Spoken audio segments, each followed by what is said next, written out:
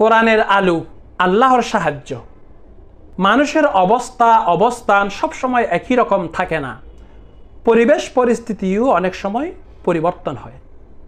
কখনো মানুষের জন্য তা হয়ে ওঠে অনুকূল, আবার কখনো প্রতিকূল।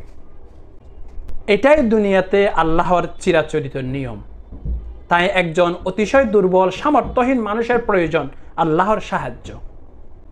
কারণ আল্লাহ রাব্বুল আলামিন নিজেই ঘোষণা করেছেন, ওয়া কানা হাক্কান আলাইনা নাসরুল মুমিনিন, আর মুমিনের সাহায্য করা আমার কর্তব্য।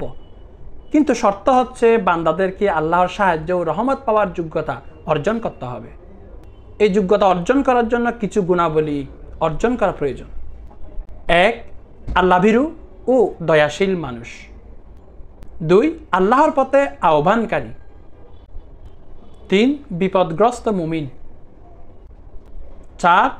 আল্লাহর পথে হিজরতকারী। 5. ধৈর্যশীল ব্যক্তি। 6. সাহায্যকারী। পরিশেষে আল্লাহ তাআলা বলেন, ওয়ালাকাদ ফাতান্নাল্লাযীনা মিন ক্বাবলিহিম ফালায়া'লামান্নাল্লাহুল্লাযীনা সাদাকু ওয়া লায়া'লামান্নাল কাযিবিন। আমি তাদের পূর্ববর্তীদের সবাইকে পরীক্ষা করে নিয়েছি।